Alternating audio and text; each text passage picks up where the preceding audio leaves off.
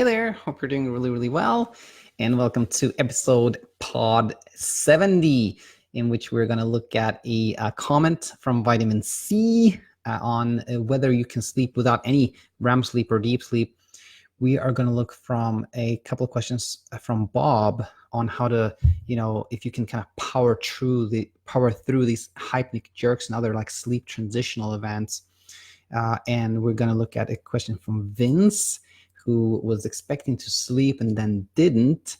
And then finally, we're going to look at an email from Michael as well. Some questions there, and in fact, Carlos. So one more email than I thought. So anyway, let's get started, and let's jump to this comment from Vitamin C. And by the way, nothing here is medical advice, like I always say, just me sharing general thoughts and advice. On Insomnia Insight number 43, which is on paradoxical insomnia, which by the way is when you underestimate very significantly how much you sleep. There's a comment from Vitamin C there, which I will read right now. It says, I have a question. Can you sleep without getting deep or REM sleep? Because when I sleep and wake up, I feel like I haven't slept at all. I'm not feeling refreshed. So the short answer there is yes. It is not that uncommon to see when you do like a sleep study that somebody has only, let's say, stage 1 and stage 2 sleep. They have really no REM sleep or deep sleep. Deep sleep, which by the way, sometimes we talk about deep sleep in a purely like qualitative manner. It's like we say like, oh, I had a lot of deep sleep, which I felt good. That's one thing versus the kind of EEG, like the technical definition of deep sleep, which has to do with like what type of like how your brain waves are kind of synchronized, and you can see it, and you can see certain stage of sleep on an EEG. Now, let's call that delta sleep just for ease of communication here. Let's say delta sleep, the EEG definition of sleep, of deep sleep. Delta sleep we have a lot of as children, and then we get less and less as adults, and men start losing it pretty early, and it's very common for in elderly. Let's say elderly, I mean like people that are like 50 and up, which are not elderly, which what I'm trying to say is that as we get older, it's completely normal to not have any stage 3 or delta sleep. REM sleep is common to see people that are on antidepressants not have any REM sleep. So yes, you can definitely have sleep without any of them. Now, the more important question I think is, how important is it to know how much REM sleep or deep sleep you have? How much does that play into whether you feel refreshed or not? And I believe that's important because you can't really change it. There's no way really to give yourself more REM sleep or give yourself more deep sleep, except, yes, spending kind of less time in bed, making yourself kind of a little bit sleep deprived. That tends to make you have more delta sleep. But the more important thing here is, I believe, is it's not helpful to focus on deep sleep or REM sleep and trying to change those to feel more refreshed. I think it is much more important really to just overall focus on how can I just sleep better overall, and then not think so much about whether you have REM sleep or deep sleep, because you can't really track it predictably. It doesn't really it's no way to tell if you're sleeping better because you had more REM sleep or deep sleep, etc. So one quote I liked that I use a lot is like, whether you have REM sleep or deep sleep, etc., is kind of like thinking about the composition of gases in air. Like, you don't really know how much CO2, how much oxygen, how much other gases there are in air, and you can't change it. So it doesn't really help us to kind of focus on that or think about it. And another thing is, if somebody obviously struggles with sleep, like it takes a long time to fall asleep, waking up all the time, etc., and feels unrefreshed, then it's pretty clear that if you sleep better, you're going to feel more refreshed, certainly. And if you have insomnia, then I think the best thing to do is spend less time in bed and try to shift attention away from sleep. If you are, let's say, snoring a lot and choking in sleep, then maybe you have sleep apnea. That's something to look into. But if you're not having any obvious problems with sleep, if you're like, fall asleep pretty easily, sleep through the night, I'm not snoring or choking or anything like that, and I still just don't feel refreshed, then I think it's good to question oneself and say, maybe it's not sleep, maybe it's something else. And in clinic, oftentimes when I find that there's people are kind of like not feeling refreshed, they went to the doctor, there's no obvious reason, they're sleeping okay, then I think the next step is really to kind of work on overall wellness, like exercising, doing things you enjoy, like just working on that can help with feeling refreshed. So vitamin C, I hope that was a helpful answer to that comment. I really, really appreciate every single comment, including this one, vitamin C. Thanks so much. And with that said, let us move to our questions. And in fact, as we're speaking here, I realized that there's another email that I should open where I think I have one of the other questions. So let's do that. Let's take a second to do that here. And there it is. Perfect. So the next one I wanted to talk about was from Vincent. Let's read a comment from an email from Vincent that came in. When did it come in? Actually, one day ago. I'm going to grab my glasses here. Daniel, the strangest thing happened to me. I didn't sleep the day before, but I strictly followed my sleep window. Yesterday, I was wide awake, which was very strange since I was expecting to be exhausted. My theory is I've been listening to your podcast and researching the whole day about sleep. Maybe my subconscious mind may be super wide awake. What do you think? And by the way, for those of you who don't know what a sleep window is, it's when you're using CBT, cognitive behavioral therapy, to sleep better, and you give yourself a relatively narrow window, typically from, let's say, 6 a.m. You have to get up at 6 a.m. and you don't go to bed before midnight, let's say, and you try to not sleep outside of that window. That's very common and very good technique. Now, here's the thing. So Vince is wondering why yesterday he was wide awake. It's very strange because he was expecting to be exhausted.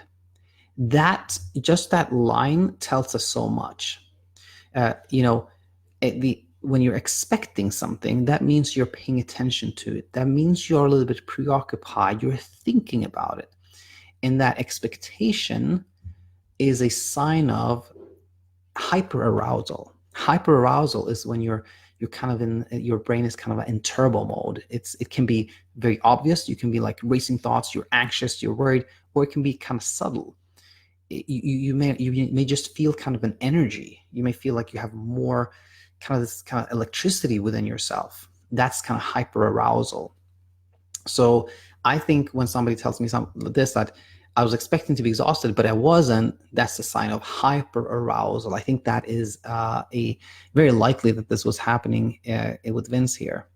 And also, Vince makes a very good point here. I've been listening to your podcast, researching the whole day about sleep. Maybe that made me super wide awake. Well, yeah, I think, or maybe I'm thinking it's more like maybe you're kind of hyper aroused, you're thinking about your sleep, and then that leads you to researching, and then that leads you to thinking even more about sleep, that leads you thinking. So the key thing, actually somebody asked me today if this was a client on my app, Bedtime with a Y. If you have an iPhone, check it out. Coming to Android, by the way, asked me, do you think stimulus control is the most important technique? Stimulus control is when you try to leave the bed when you're not sleeping to kind of reassociate the bed with sleep. And I said, no, I think the most important thing, if I pick one thing that's the most important thing for somebody that has trouble sleeping, it's shifting attention. It's not thinking about sleep, not focusing on sleep, not researching sleep. Shifting attention is the number one most important thing. I feel when somebody starts when I see somebody in clinic or when they start my program, the bedtime program, the first visit in clinic or the first kind of week or two in the program is about education, learning that normal sleep is like, most people sleep around 6 hours. There's no negative health consequences of short sleep and insomnia. Learning about spending less time in bed and all the techniques, that's important. But more important than that, and after that initial learning, is shifting attention, doing things. And how do you do that, by the way? Because you can't decide just like, okay, I'm not going to think about that. That doesn't work. It's all about behavioral activation, we call it, meaning like doing things you enjoy, doing things that you haven't done in a while. Go see your friends, go to a show, just play some soccer, like whatever it is, anything to shift your attention. That is the key to sleeping better. And then Vincent added another question. I had a midnight snack around 9 p.m. Does it also contribute to my super wide awakeness? Here's the thing with that is there are 1.5 million things that could have like maybe potentially some minimal impact on your sleep, like what you ate or what you did or things like that. But causing insomnia, no, those things have no impact. Like what you ate, what you did, like it doesn't matter. But the reaction to it can. Meaning, if somebody's having a hard time sleeping and they go thinking about, oh, I had that chai latte at 5 p.m. today with coffee, that's it. Or maybe it was that, or maybe it wasn't, but I had that. The thinking about what caused you not to sleep, that is the culprit. So it's like, it's not the snack, it's thinking about the snack. It's not the hot dog, it's thinking about the hot dog. That is the culprit. So Vince, hang in there. I think you'll do really, really well. And I hope this was helpful. And with that said, let us move to these questions from Bob, which I have been thinking about. I told Bob that I needed to ponder this because sometimes I get questions and I'm like, I know exactly what I'm going to say. And sometimes like, I have to think about that. So I have been thinking about this a little bit today. And anyway, let's jump right in here and read it. Good afternoon. My name is Bob. I'm a long-time listener, but a first-time writer to your Insomnia Insight podcast. Just that, when I read that sentence, it made me so happy. I still, to this day, feel after more than a year that I'm like kind of just winging it. I'm just out here talking and talking. So when somebody says, I'm a listener to your podcast, it makes me feel like maybe I am really a real podcaster. Anyway, I was very interested by episode pod 69. I had some questions about the portion of the episode that dealt with the person, Alex it was, who was experiencing some hypnic jerk type events. For those of you not familiar, that's when you're about to fall asleep and you have a jerk just as about you fall asleep. Often also, feeling like falling and then jerking like that. My questions are, number one here, can hypnic jerks be caused by psychological factors such as the fear of not being able to sleep again? Absolutely yes. And how so? Well, I'm going to go back to an analogy I've been starting to use a lot, which is the looking at people that are about to do the 100-meter dash, sprinters. They're like really, really tense. They're ready to go. And then sometimes they just jerk out of nowhere, when you're hyper aroused, when you are like in that hyper alert, hyper vigilant state, things can really trigger you to jerk. And so if you have that fear of not being able to sleep, guess what? That fear creates hyper arousal. The hyper arousal can cause more jerking. Yes. Number two, how does just letting hypnic jerks happen help you transition into sleep? Does the transition into sleep override the hypnic jerk when they are allowed to happen, kind of like powering through them without you consciously putting in any effort to solve them? This was the question that I was like, I have to think about this one. Let's do it. So how does just letting happen help you transition into sleep? Well, I think the particular time that you have a hypnic jerk, letting it happen or not doing anything about it, not thinking about it, not trying to avoid it, etc., doesn't help you that very time. It's going to happen, and then you kind of like try not to react to it. It may happen again, etc. It doesn't help you transition into sleep that night, that time. But overall, over time, I feel that because, as I said in that episode, there's not really much research on this. This is all my opinion and kind of professional opinion, if you will. But I believe strongly that the more you try to figure out why they happen, the more you think about them, the more hyper arousal you have and the more events you have. So if you over time try to like not give them attention, not research, not think about them, like do other things to keep your mind busy, etc., then you'll have rest of them. So it doesn't help to kind of let them happen, doesn't help that particular night, but it helps over time, is my belief. Does the transition in sleep override the hypnic jerk when they're allowed to happen? No, it's more like what I just described there, that over time, less attention, less preoccupation, less hyperarousal, less jerks. And so I think we talked about that one. Can this strategy of just letting it happen be applied to any sort of sleep transition interruption? I strongly believe that the answer there is yes. I absolutely believe that. I believe that any of these weird sleep transition things that happen, most commonly hypnic jerks, but there's like, you can hear things, you can see things, you can say things, you can feel things that are kind of bizarre just as you're about to fall asleep. I believe that hyperarousal very often, if not always, is the cause for them to be repetitive or recurrent. And I think just letting it happen, not paying them any attention, can help with, that can help with any sleep transition interruption. So yeah, Bob, thanks so much for all the support.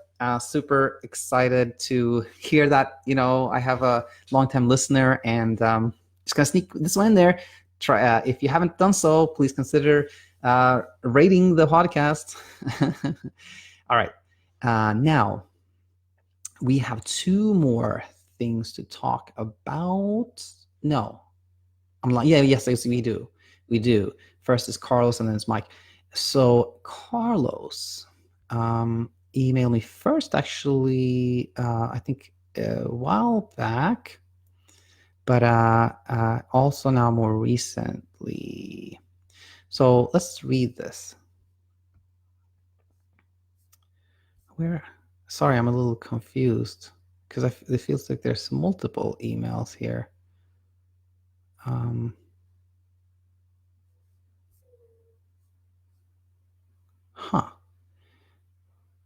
Okay.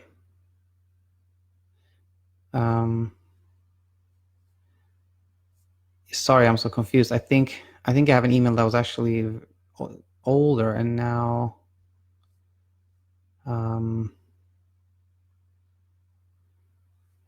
just gonna read this one here. I am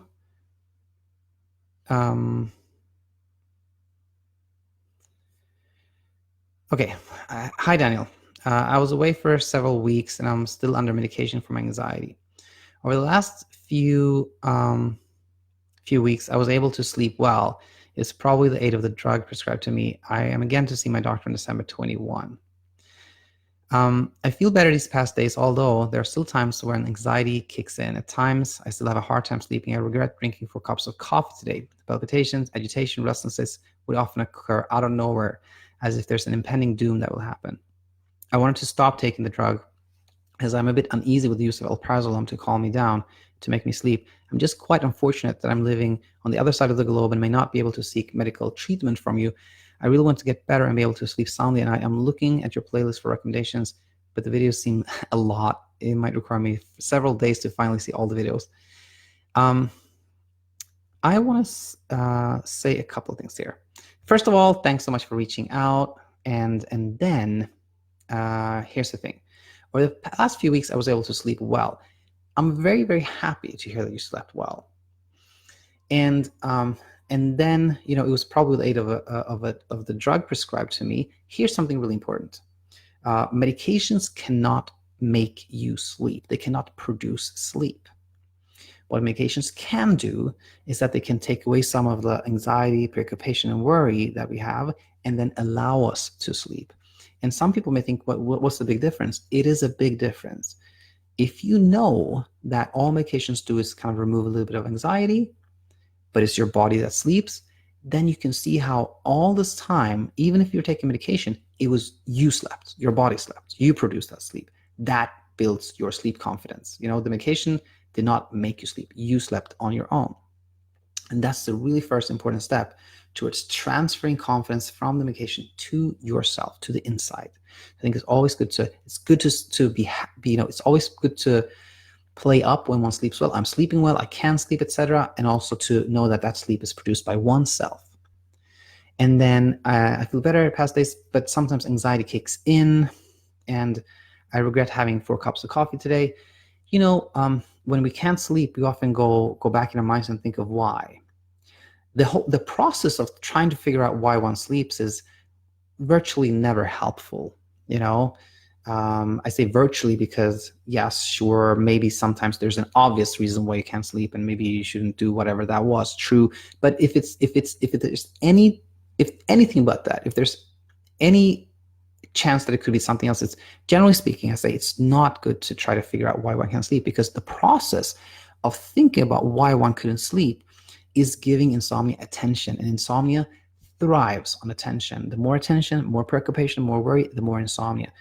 Attention is like oxygen for insomnia. It cannot survive without it. So that's why, as I said previously, shifting attention away from insomnia is key. So not trying to figure out why one couldn't sleep is a good step towards that.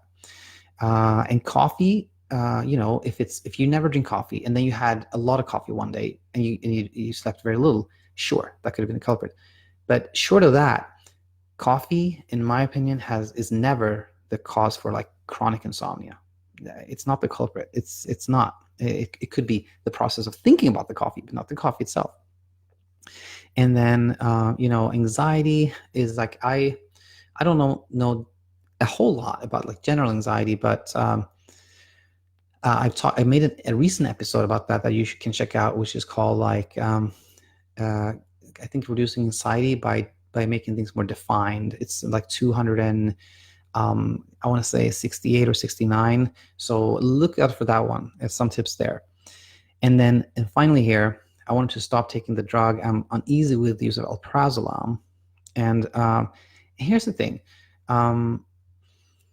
You should often, of course, talk to whoever's prescribing it, making sure everything is they're aboard with everything. But my general thoughts about coming off medication is that the best thing to do is, if you want to come off medication, the best thing is to decide with a plan and then stick with it. Decide like, I'm going to take half of it in a week and then half that and then go off it, and don't question it. The problem becomes when people go like, I'm going to see if I can come off. Let me try not to. And then they go like, oh, it's not working. Maybe I should take half of it. Maybe I shouldn't take, maybe I should take double. Maybe I should do this.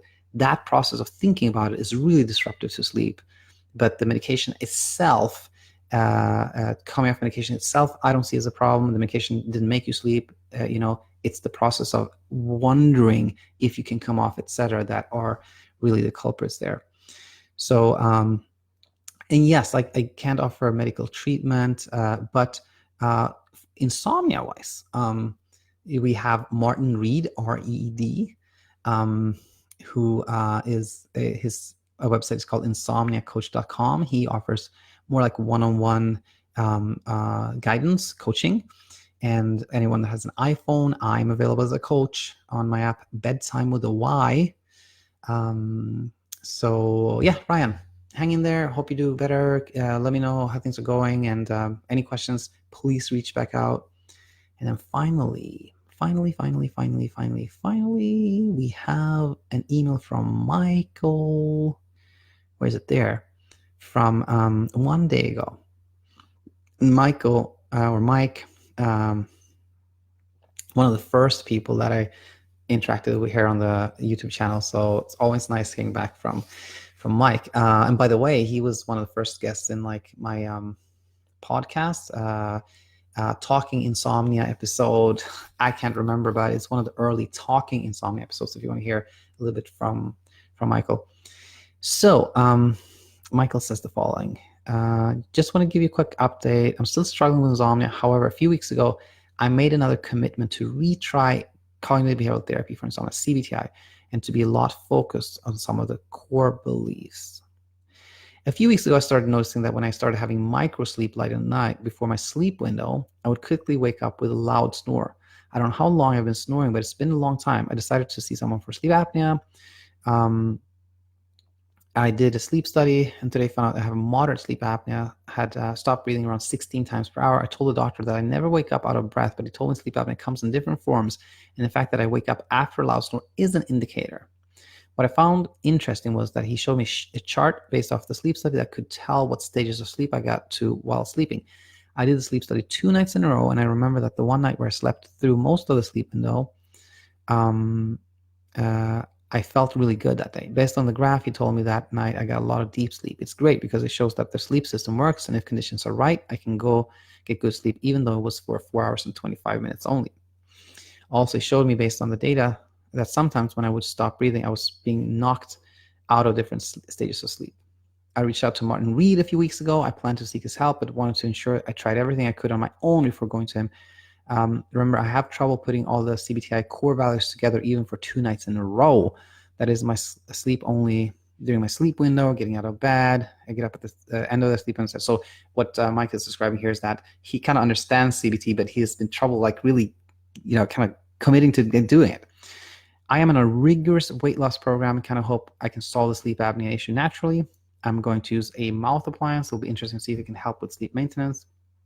By the way, one way I found to at least stay up until my sleep window is that I started looking for things that I have done for a long time that I absolutely will do before going to bed. I always drink green tea and I always brush my teeth.